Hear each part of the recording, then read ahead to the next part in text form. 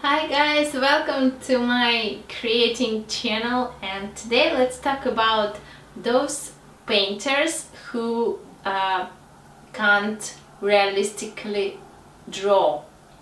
So is it possible to be a painter who can't draw realistically? This question bothers me a few days ago, and I was googled this topic, and I was trying to find an artist, a painter who is not a really good drawer, so he's not drawing really good. And I found some very famous painters, those whose drawings really strange, and it seems that they really can't draw realistically, so they didn't have that skill. They didn't have maybe education specifically in this field. One of those, if I remember right, is Matisse. I guess, I'm not sure, maybe I'm wrong. So it doesn't matter, because what I found in general, that it's not really the case. It's not so much important to draw realistically, just because being an artist, being a painter, it not means to be like a photographer.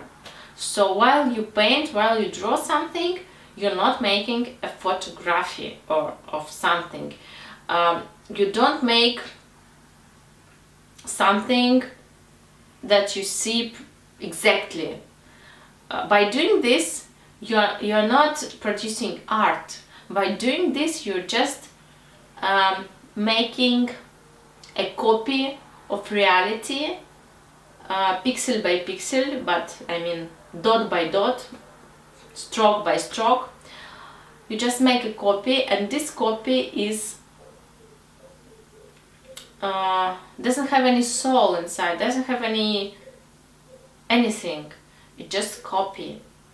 You just see something and make copy. It's great skill. It's very useful skill for professional copyists,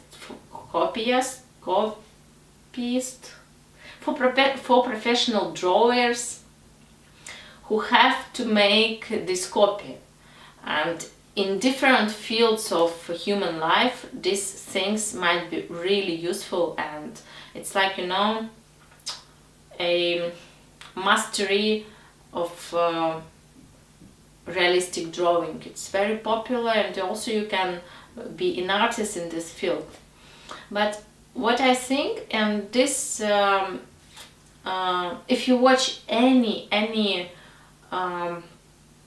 modern artist, or any artist from 50s, from 20s, so most of them, they can draw not bad, so they can draw realistically, but they didn't use realistic approach in their work, because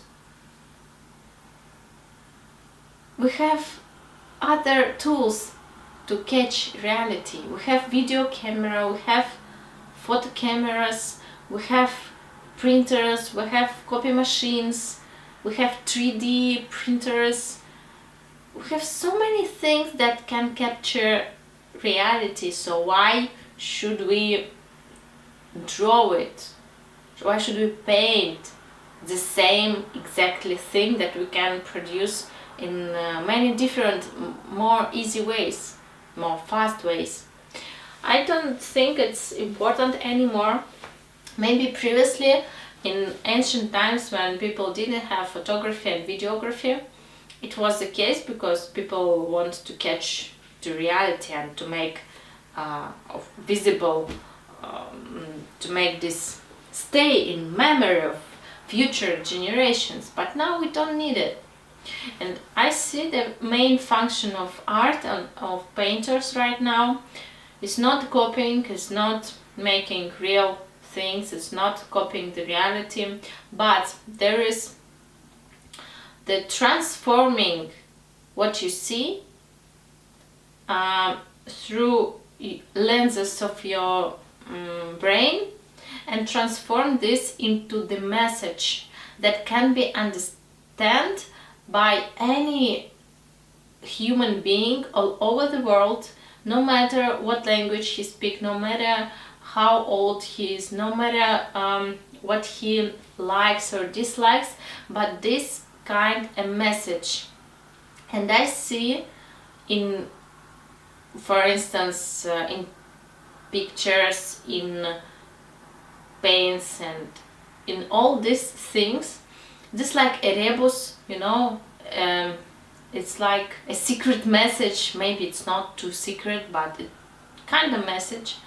And this message, it's not precise, exactly message with instructions what to do or what you have to see.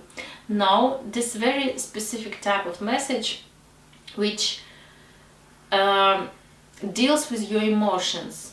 And this is very interesting, because how do you know any other ways that someone can say something to you without any words, without any I don't know, Morse letters, without any coding, but in a very fast way?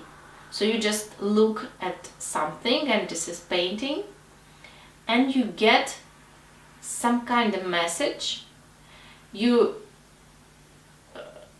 decompose this message and you just get it, you know, you have this message. Maybe you don't understand it, maybe you don't know, because of course it's sometimes difficult to understand the message, but you have it. It's very fun, because when you look at pictures, you think, it's just pictures, it just, you know, something strange on this picture, maybe a woman with eyes, and I don't know, maybe I don't like it too much, or I like it maybe, but you still get the message, you know. It's like when you go in metro on the street, and there is a people with newspapers, and you go through these people, and you just catch with your eyes these papers, you still get all information. Maybe you don't remember it, you don't use it in your real life, but you get it, and you have it inside your brain, and somehow your brain processes it in many different ways, through your dreams, through your ideas, through your inspirations, through everything. You just process it. You can't control it, but you have in the background process which processing all this information. And art is something really the same, but you know, in very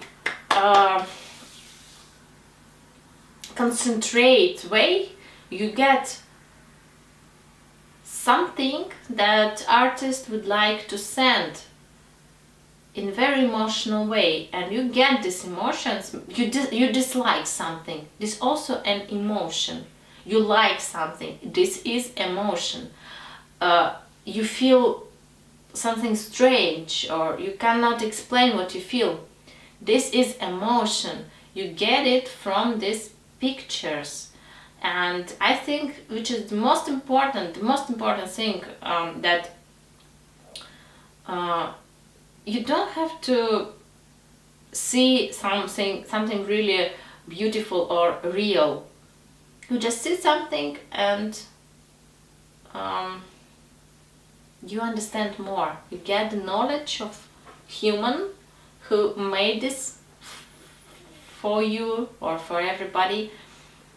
You just get the knowledge, and you might process it, you might not, maybe you won't use it any time in your life, but I think it works this way. So when somebody say, oh, this very strange art is not real, it's not beautiful, I don't like it. uh, it doesn't matter. I think what matters is what you see, and the more you see at the picture, the more time you spend with this image, the more information you get.